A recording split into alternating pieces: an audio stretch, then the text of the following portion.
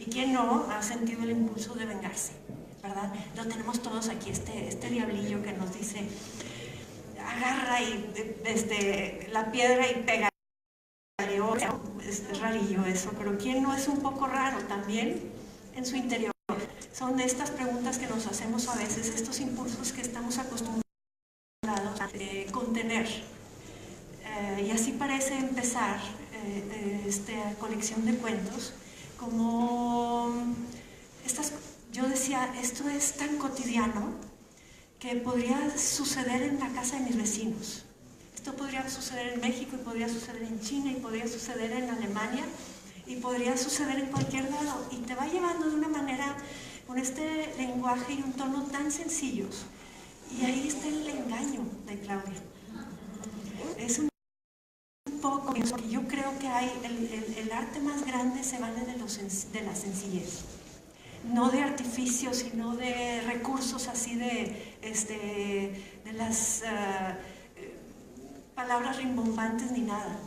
Estas palabras de Claudia aquí son las que nos hablan directo, son las que quizá hemos pensado nosotros, pero ahí está, me parece que el gran logro de todos tus cuentos es empezar así, seguir así, en este ritmo, y parece que sí vamos comprendiendo que hay estos cuentos van de lo que nos hacemos unos a otros, y de lo que sentimos también, y de lo que nos darían ganas de hacer. Por ejemplo, encontramos, fíjense que, no sé, qué común, qué normal, qué historia quizá que hemos, o que ha sido alguien, una madre que se frustra porque le juzgan al hijo en el colegio, porque tiene ADD. Y decimos, realmente es un arte que alguien vaya a contar un cuento de algo que sucede, algo tan cotidiano, ¿no? Pero al final encontramos a esta mujer que quisiera vengarse de todos. ¿Y sabes a quién me recordó un poco? No sé si vieron la película de Fried Green Tomatoes, muy vieja, ¿sí? Bueno, de lo que se han perdido, la verdad, pero bueno, lo que sucede es que hay este personaje que interpreta a Kathy Bates. ¿Tú te acuerdas qué película? Fried Green Tomatoes. Sí, claro, bueno, tomates verdes fritos. Para sí, no tomates verdes fritos. fritos. Hay este personaje que está totalmente, se restringe de todo, está muy sometida en la casa, pero va conociendo a esta viejita y la va transformando, hasta que un día está fuera del Target o de alguna de esas tiendas, ya saben, esas donde hay que ir a buscar el estacionamiento, y ella está buscando el estacionamiento y va muy tranquila, y le dice el que va a salir, yo aquí te doy mi lugar, y entonces ella se echa para atrás muy tranquila, y en eso, cuando ya le toca a ella meterse al lugar, se le mete un bochito, ¿verdad? ¿Se acuerdan de esa escena? Y se queda totalmente, esa tranquilidad que tenía era totalmente fingida. Y entonces sigue el impulso que tiene, con su Cadillac, con su LTD, aquellos antiquísimos, va y choca el bocho. ¿Y quién no ha tenido ese impulso, no? Pero ella lo sigue. Y me recordó esta señora así, porque dice, voy a sacarle pistola y me los voy a matar a todos, o lo que sea, ¿verdad? Y dije, Kathy Bates, esto me recuerda a Kathy Bates.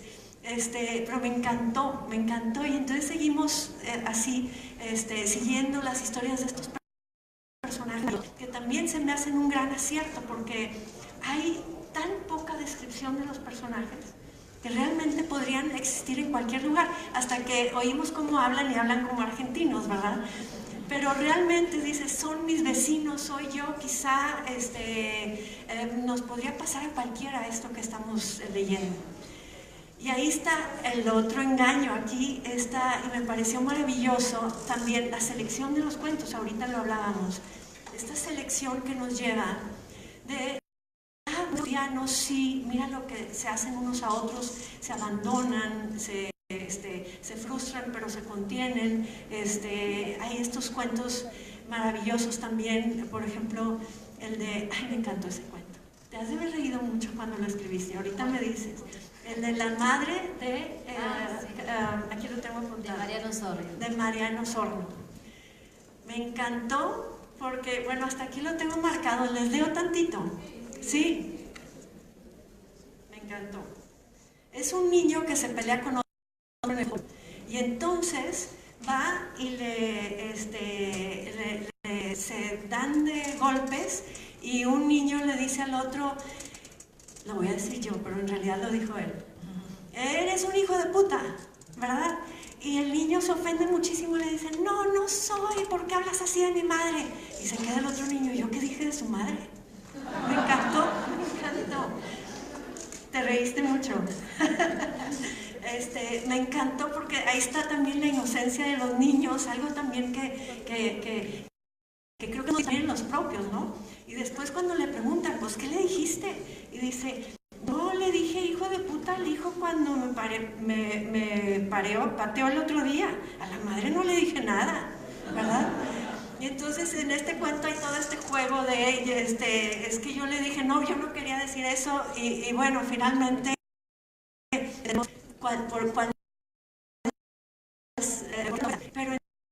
entonces, en este momento, este plató aquí donde nos reímos un poco, pero también vemos esta condición humana de los malentendidos y todo, el coach les trata de explicar que aunque digas esto, no quiere decir aquello. Me encantó también porque es un estudio del significado.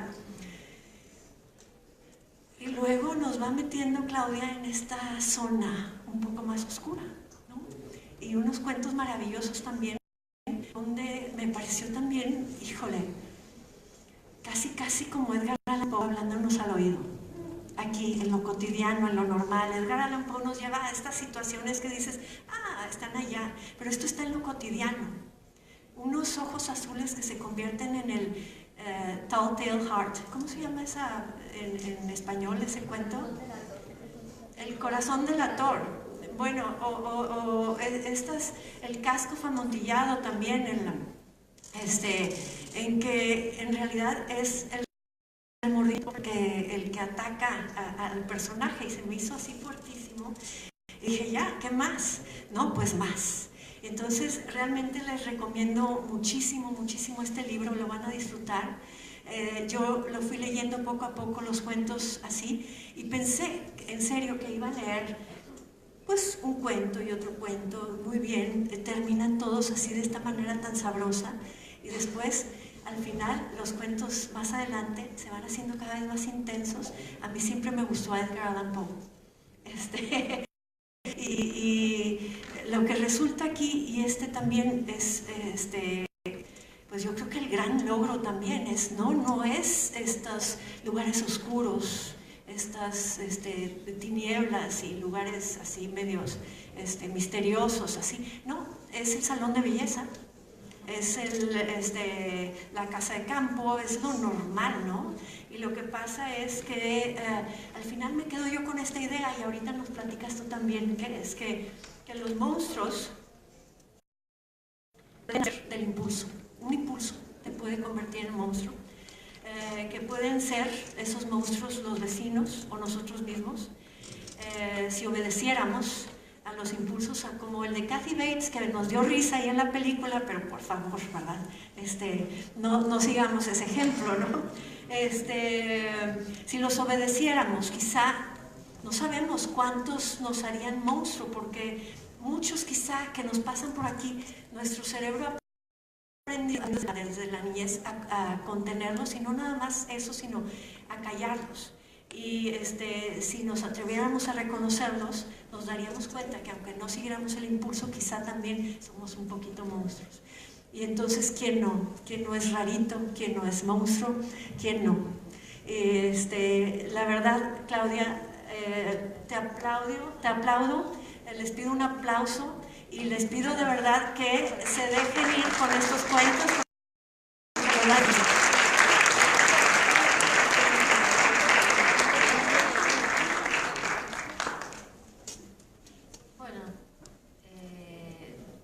No tengo preparado algo específico, entonces voy a retomar algunos de los puntos que dijo Sofía, que me gustó muchísimo sobre los cuentos, empezando por los monstruos, ¿no? Hay un libro de Bruno Bettelheim que se llama El psicoanálisis de los cuentos de hadas, donde él defiende esta cosa de los cuentos para niña, que es monstruo, ¿no? Caperucita y el lobo, ahora hay algunos padres que dicen, no, pero ¿cómo le vamos a contar cuentos así a nuestros niños que a lo mejor se asustan y a lo mejor les hace mal, etcétera, etcétera? Y él lo que explicaba con ese libro es que el monstruo está dentro de uno y que al niño en realidad lo tranquiliza saber que ese monstruo que a veces se escucha en su cabeza, que es capaz de tener sentimientos negativos y demás, que él puede aplacar, que puede controlar, pero que lo tienen también los demás en la cabeza, ¿no? Porque si no uno piensa que solo uno es el que a veces tiene porque le dijo que su hijo no es tan bueno como los otros, o porque te sacaron el estacionamiento como a Kathy Bates, o lo que sea, ¿no? Me parece que de alguna manera el libro funciona en ese sentido como lo que decía Bruno Bettelheim, que en realidad tranquiliza saber que uno puede mantener todavía la cuerda que te detiene de este lado, sin chocar el auto, pero podés comprender a esta mujer que se le cortó la cuerda y pasó del otro lado, ¿no? A mí cuando me propusieron escribir cuentos, yo durante varios años me resistí porque me parece que son cuentos escritos a lo largo de toda mi carrera. Mientras yo escribía novelas iba escribiendo cuentos y lo que no quería era esa cosa de juntar todos los cuentos que tenés y meterlos en un volumen de cuentos firmado por un autor. Entonces lo que quería, y recién pasó este año, es encontrar de los cuales yo pudiera escoger los que sí me parecía que tenían una curva dramática, un por qué estar juntos, y ese quién no, que está en la etapa que vos también describiste, tiene que ver con eso, ¿no? Personajes puestos frente a un abismo, teniendo que tomar una decisión que a lo mejor no es la decisión que nosotros pensamos que tomaríamos, pero en realidad no estamos seguros porque no estamos en esa situación.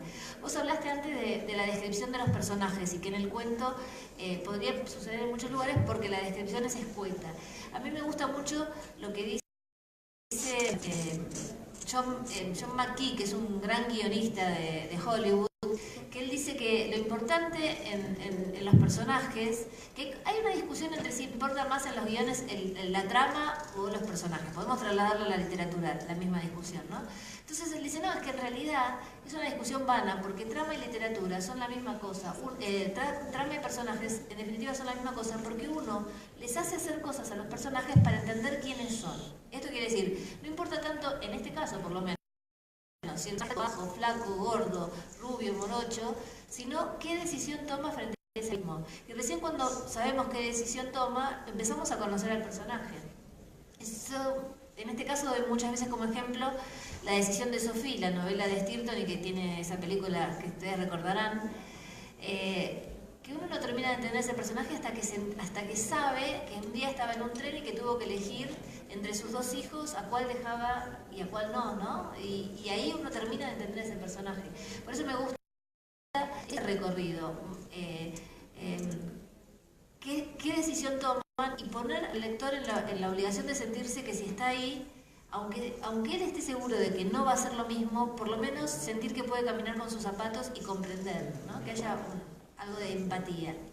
Después, con respecto a lo que dijiste de lo cotidiano, a mí me gusta mucho algo que dijo Chekhov, que es un cuentista que a mí me encanta y que ustedes conocerán seguramente, si no por sus obras de teatro, pero cuando él empezó a escribir cuentos, cuando escribía cuentos, que los personajes también eran personajes cotidianos, no eran personajes extraños, y alguien le dijo, porque en ese momento no estaba de moda escribir con personajes tan cotidianos, y alguien lo criticó por esto y él le contestó, bueno, no siempre el drama ocurre mientras escala el Himalaya. A veces ocurre mientras una mujer y un hombre comen un plato de fideos sin hablarse una noche.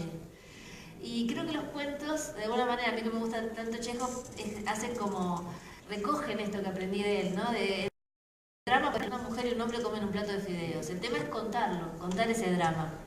Y a mí me gusta traer la teoría de Piglia, de cómo se arma un cuento, ¿no? Piglia dice que eso que nos enseñaron nosotros en el colegio de que un cuento es un inicio, desarrollo y final sorpresivo, eso quedó un poco pasado de moda, o digamos, no, lo piensa de otra manera que a mí me gusta más, que es que un cuento tiene dos historias, ¿no? Una es la superficie, que es la que nosotros estamos escuchando en primer plano, y una que se va contando de a poco y subrepticiamente por debajo. Y sobre el final del cuento hay una revelación. Se revela la historia que está por debajo. Y esa revelación es lo que produce un efecto sorpresa, pero no sorpresa porque me sorprendieron, esto no me lo venía a venir, sino por la revelación, porque se revela esa otra historia. Y él da un ejemplo que es muy, a mí me gusta mucho, que dice que en las notas de Chekhov se encontraron, cuando se murió, un apunte que decía: un hombre va al casino, hace saltar la banca, vuelve al hotel y se muere. Y él dice, si Chekhov hubiera escrito este cuento, hubiera escrito cómo estaba ese hombre en el hotel antes de irse, cuáles eran sus angustias, por qué fue al casino, qué pensaba en el camino de vuelta, etc. Pero si ese cuento no lo escribiera Chekhov y lo escribiera Hemingway no contaría lo que le pasa a este personaje, simplemente contaría qué fichas eligió en el casino, en qué casillero las apoyó, de qué color eran las fichas, y luego va al hotel, ¿no? Y queda para nosotros saber qué hay por debajo del iceberg de Hemingway, de qué le pasaba a este hombre. Pero en cualquiera de los dos casos es como vos dosificás la historia que está por debajo y la historia que está por encima. Eso también me vino a la cabeza mientras te escuchaba hablar. Y otra cosa que mencionaste, me parece, es también algo del humor, ¿no? Que si te causaba gracia, ¿no? Y a mí, yo cuando empecé a escribir usaba mucho el humor. Creo que Tuya, que es mi primera novela, es la que más humor tiene. Después me fui amargando. No sé si es la literatura o qué, pero cada vez fui menos y por ejemplo, el libro en el que gané el Sor Juana, a mí me causa gracia, pero me dicen otros que no les causa ninguna gracia, porque es ese humor muy sórdido que tiene una ironía un poco angustiante también. Y en ese punto me gusta lo que dice Pirandello del humorismo. Él dice que lo que vale la pena no es tanto el chiste, que es eso que nos dicen y al instante nos estamos riendo, pero nos olvidamos al instante de cómo era el chiste, de qué nos hizo reír, sino lo que él llama el humorismo, que es algo que es, pero inmediatamente pensás, ¿cómo me puedo estar riendo de esta barbaridad? ¿Cómo me puedo estar riendo de esto? Me causó gracia también que el momento que elegiste, que ella decía, te debes haber reído contando esto. Y la verdad que mucho no me reía. Creo que es una venganza. Uno muchas veces hace venganzas literarias. Porque a mí casi me expulsan de un colegio por decir que la monja era una hija de puta. Y entonces la monja, que era española, la llamó a mi mamá a decirle que me iban a expulsar. Pero yo era la mejor alumna, entonces era difícil expulsarme porque había dicho que la monja era una hija de puta. En realidad la monja lo que le molestaba es que yo dijera que era una mala persona.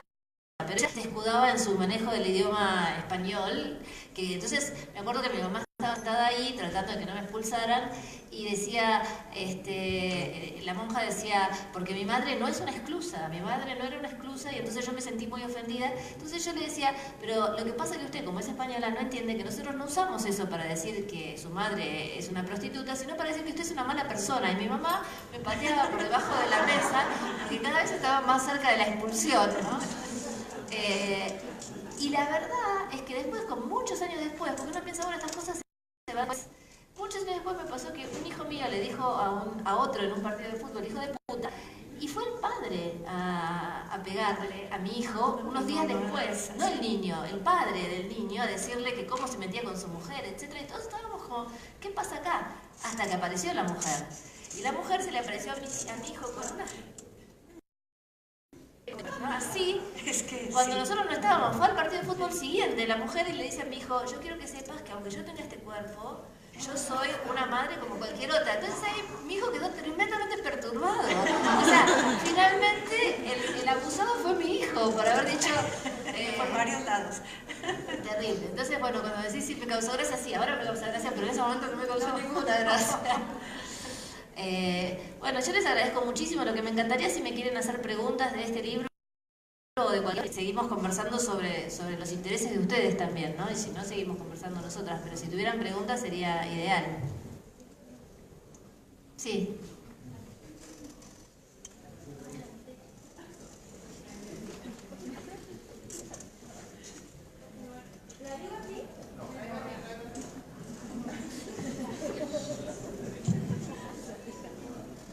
Hola Claudia. Hola.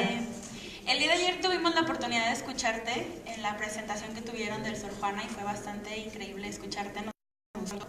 Y yo quería preguntarte, a partir de lo que hablaste ayer y lo que hablas hoy, ¿de qué forma crees que te ha influenciado los cambios en tu país, en América Latina en general, en tu literatura, y si lo podemos ver reflejado ahí? Bueno, Bueno, yo creo que si va a haber alguna influencia va a ser de acá para el futuro, porque lo que está escrito estaba escrito, ¿no? Por ejemplo, en este libro de cuentos, ¿quién no? Hay un cuento que se llama Basura para las gallinas, que tiene que ver con el aborto, pero que yo no lo escribí ahora, por lo que pasó en mi país este año, que para los que no saben, se estuvo discutiendo durante todo el año si se aprobaba o no una ley de interrupción voluntaria del embarazo. Lo escribí hace 7 u 8 años. Y es un cuento que no se nombra la palabra aborto, así como hace Hemingway también en un cuento que tiene que se llama Elefantes Blancos, donde no nombra la palabra aborto. Y no se nombra la palabra aborto porque la palabra aborto estaba prohibida. Por lo menos en mi país, y hasta hace poco nadie decía esa palabra. Decían eufemismos, ¿no? Se lo sacó, se lo va a sacar, cosas por el estilo. Entonces este cuento es el cuento de una generación de mujeres de una situación económica baja, por lo cual no pueden, en la Argentina, si tuvieran dinero, podrían ir a una clínica cualquiera, no decir que se van a hacer un aborto, pero hacerse un aborto, pagarlo, irse para su casa. Pero si no perteneces a una clase social alta, tenés que o no hacerlo o hacerlo con condiciones de salud muy malas. Y lo que pasa en este cuento con estas mujeres, que una abuela le enseña a su hija cómo hacer un aborto con una rama de perejil, o con una aguja de tejer, o con una percha, que es con los elementos que lamentablemente las mujeres hoy lo hacen cuando no pueden recurrir a un sistema de salud, con todos los riesgos que eso implica, que puede morir, que puede quedar mutilada para nuevos embarazos, etc. Todo esto pasa en este cuento sin nombrar la palabra aborto, y en el cuento, no sé si vos lo notaste, que de lo que se habla son de los objetos, ¿no? Las llaves con las que cierra la puerta, las bolsas, la puerta del edificio. Entonces hay como un foco puesto en esos objetos para no hablar de lo que esta mujer no puede hablar, que es que acaba de hacerle ella un aborto a su hija, ¿no?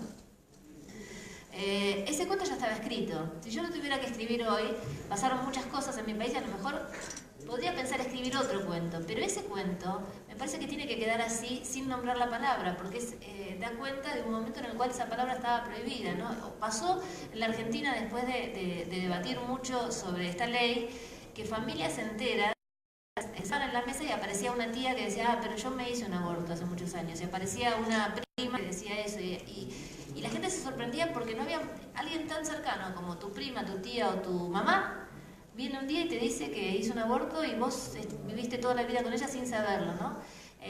A mí me pasó yendo a Córdoba a una conferencia que se acercó una mujer como de 50 años llorando y me dijo que gracias al debate ella había podido decirlo por primera vez en su vida, que nadie de su familia nunca supo y que ella vivía con ese dolor desde los 20 años sin haberlo podido. Entonces, bueno, me parece que todas esas cosas de alguna manera, a lo mejor a la larga en algún momento de la literatura aparecen, pero no lo sé, no va a ser especulativo, no es que porque pasó esto yo voy a escribir ahora un libro sobre esto, ¿no?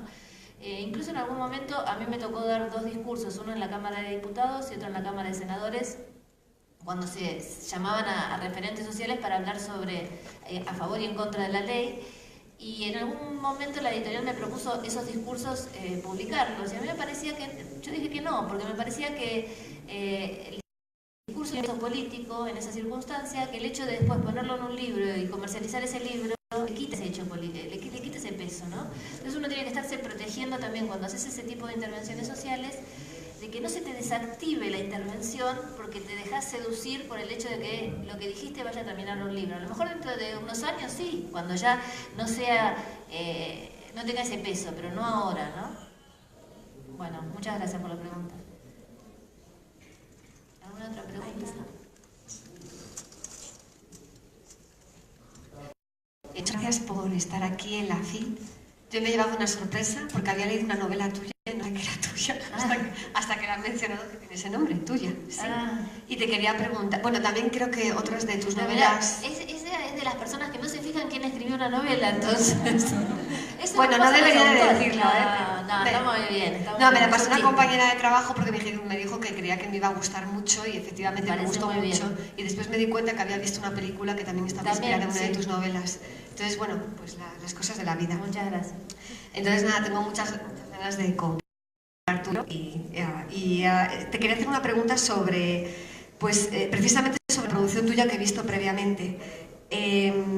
Pues tienes, retratas en ocasiones diferencias sociales, pero también la hipocresía dentro de las unidades familiares o dentro de los contextos sociales, ¿no? Y me interesó mucho tu novela tuya porque me parece un punto de vista muy interesante el de esta mujer que tomando decisiones quizás se inspira en un juicio no muy acertado, va desintegrando progresivamente una familia que quizás ya estaba desintegrada. Entonces me gustaría saber qué te inspiró a la hora de realizar esa novela. Muchas gracias. De nada. Ella habla de una novela mía que es la primera, que es esa que digo que era con humor, pero que después se me fue. Y la novela empieza así. Es una mujer que se entera que su marido le mete los cuernos. No sé si ustedes lo dicen así, cuando es infiel a alguien, le pone los cuernos. Y ella está acostumbrada a vivir así, es su vida y no le da demasiado. Pero aparece una relación que ella evidentemente se da cuenta que es importante porque el marido a las 12 de la noche dice se cayó el sistema de la computadora del trabajo, tengo que salir y no vuelve y así todas las noches. Entonces ella se empieza a dar cuenta que es alguien que puede poner en peligro esa familia hipócrita de alguna manera que ella vende hacia afuera, ¿no?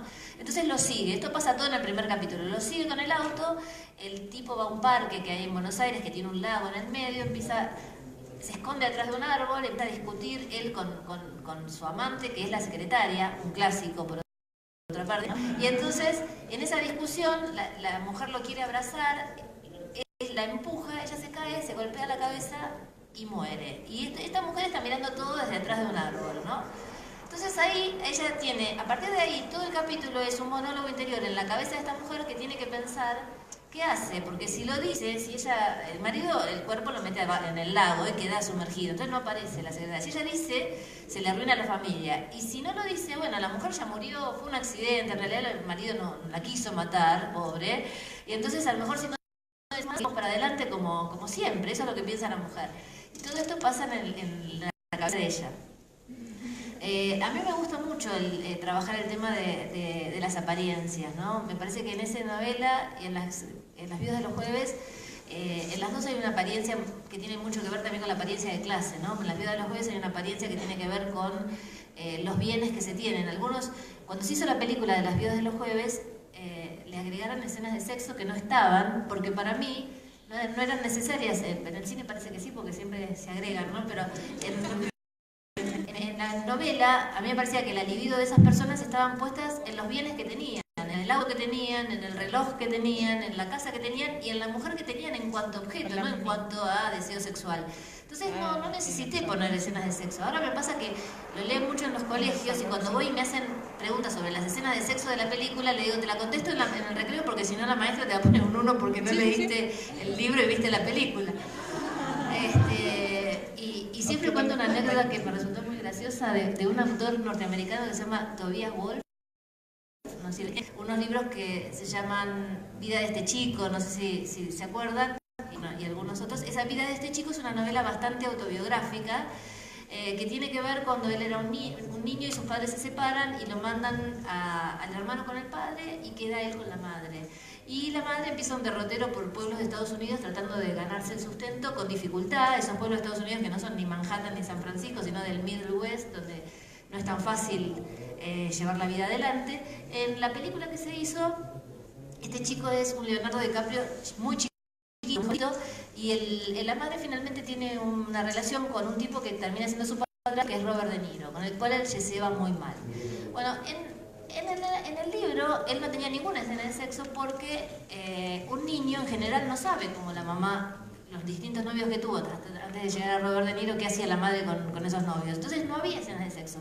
Cuando viene la película le agregan escenas de sexo, entonces cuando él ve el guión se queja porque la madre está viva y la madre se va a ver a sí misma en escenas de sexo en una película. Entonces por supuesto que le dijeron que no las podían sacar, pero le concedieron cambiarle el nombre a la madre. Entonces a la madre en la película la llaman Caroline. Entonces bueno, va al estreno con la madre, dice que cada vez que aparecía una escena de sexo la madre le apretaba el brazo y venía otra escena de sexo y la madre le apretaba el brazo y él sufría y la madre le apretaba el brazo y cuando termina la película le dice, ¿y mamá qué te pareció la película? Bien, bien, pero ¿por qué me cambiaron el nombre?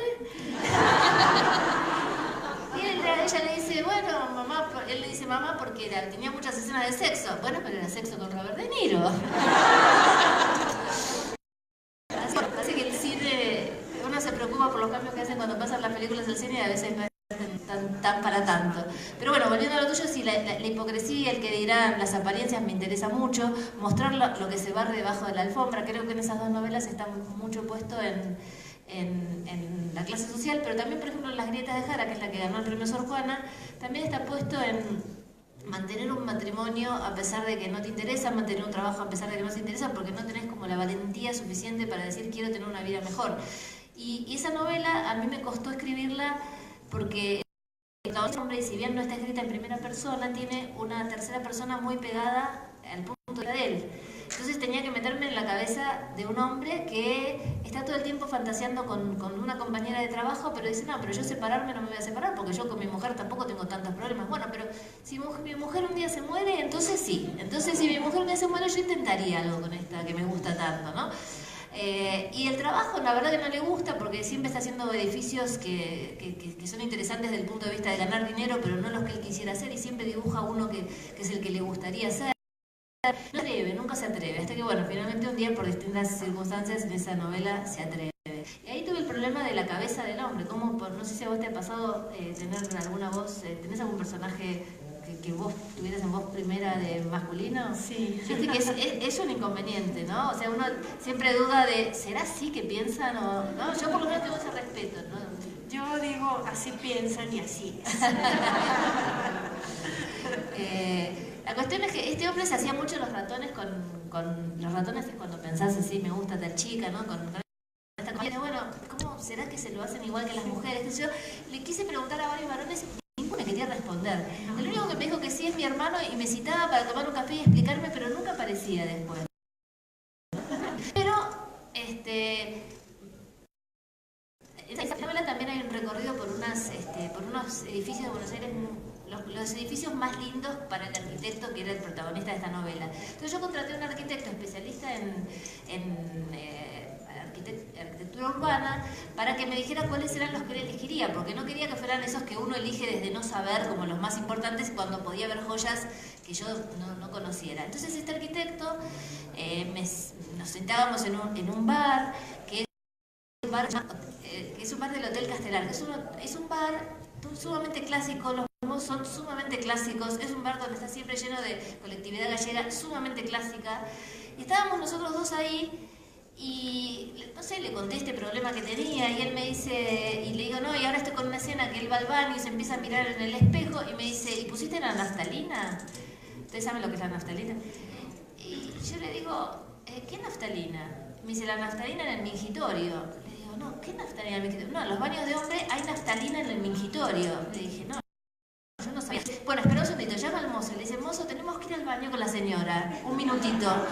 El mozo con el moñito así dijo, bueno, cómo no, estaba como inquieto, pero fuimos al baño y había una pila así de naftalina porque parece que es un poco por el olor, pero parece que los hombres se divierten jugando con el chorro, con la naftalina también. Entonces, es como para que la invoquen, ¿no? Y que no haya tanto olor en el baño. Según el arquitecto es para que la invoquen.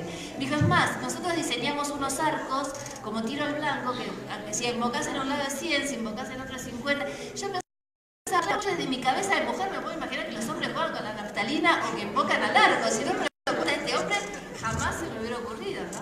Pero bueno, en definitiva, cada vez las cabezas de los hombres igual y de las mujeres son más parecidas, y eso que decís vos de, bueno, piensan así, yo también pienso que están bastante más cerca de nosotras de lo que a veces sospechamos, ¿no? Bueno, no sé si alguien me quiere hacer alguna otra pregunta.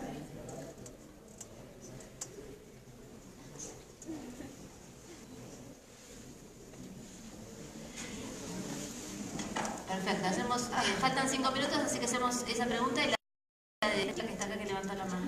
¿Hay alguna diferencia para ti en escribir cuento o novela? Y si es así, ¿cuál es? Sí, es muy diferente. A mí me parece que yo tengo formateada la cabeza para escribir novela porque cuando me aparece una imagen disparadora y me pongo a escribir, me voy por caminos secundarios, por digresiones, empiezo a desarrollar personajes que a lo mejor no son los principales porque me entretiene mucho hacer eso, pintar el mundo. Y eso ya no puede ser un cuento, ¿no? Porque el cuento es un instrumento de relojería, tiene que tener otra precisión, no pueden sobrar cosas, ¿no? Entonces, para mí es más difícil escribir un cuento como un respeto al género, y además un respeto en un país donde el padre de la literatura es Borges, para colmo, que escribió solo cuentos. Entonces uno tiene que superar todas esas barreras, pero naturalmente a mí me sale... Yo creo que mi zona de confort es el de la novela. Estos cuentos, por suerte, me los han pedido. Y entonces, como me han pedido para antologías o para periódicos o revistas, lo escribí y los disfruté muchísimo y me encanta escribir cuentos. Y ahora tengo ganas de seguir escribiendo cuentos.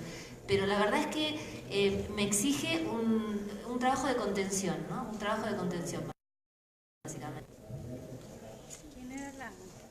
Ella, vos no querías preguntar algo. Ella y ella.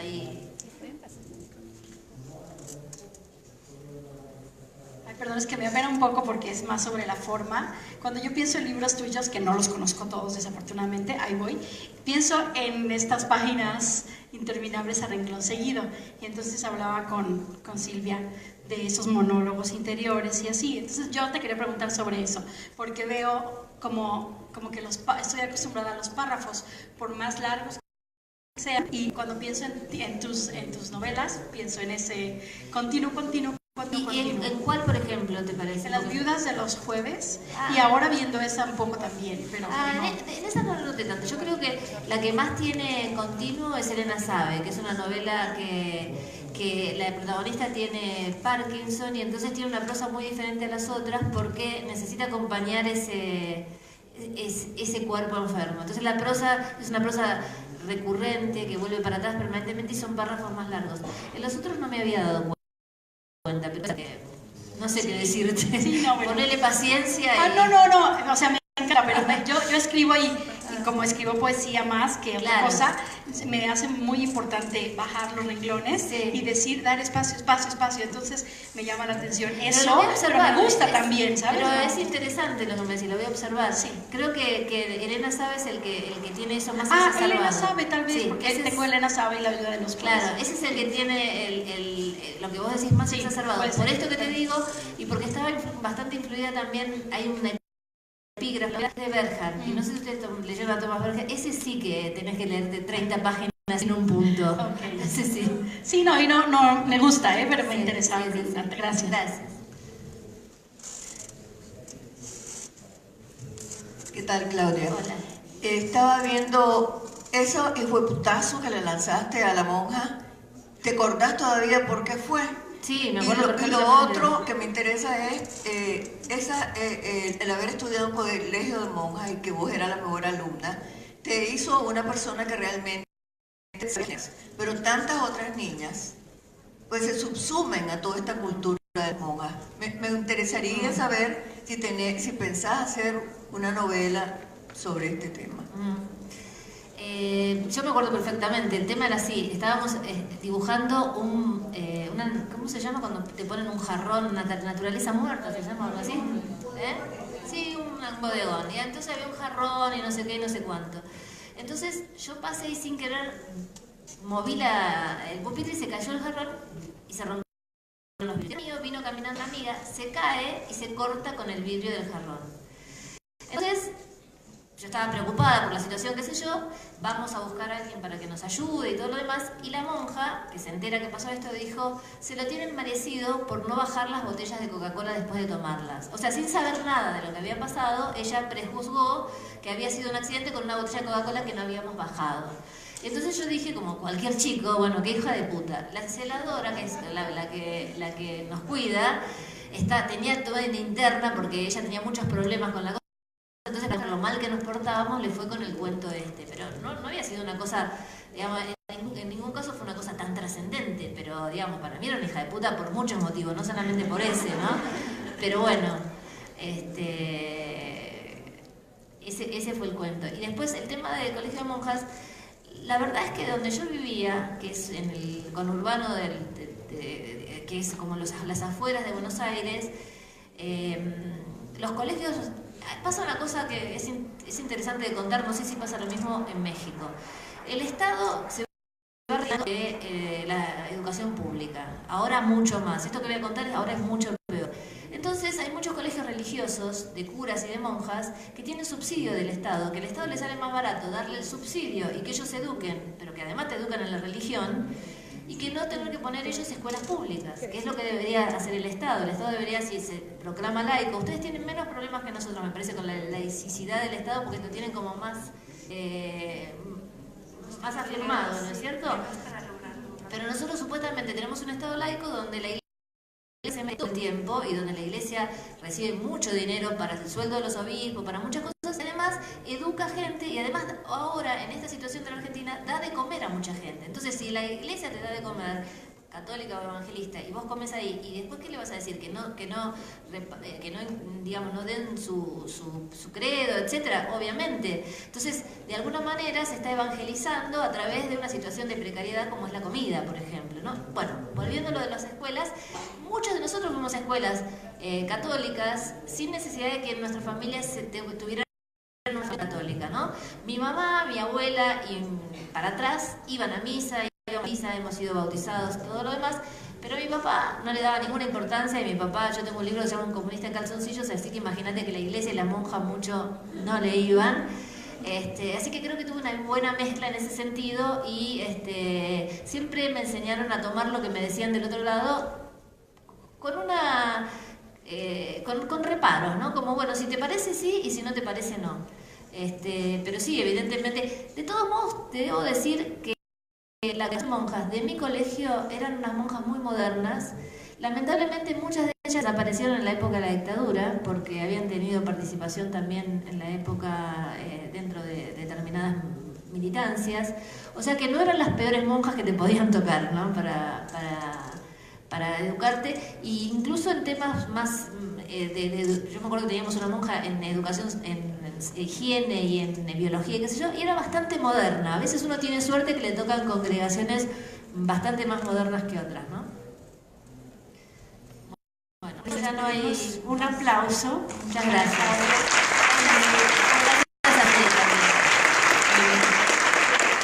Gracias a todos, gracias a Sofía, Claudia. El libro está fuera de esta sala para quien lo quiera adquirir, y Claudia va a estar firmando aquí en esta misma sala. Muchas gracias. ¿Acá mismo?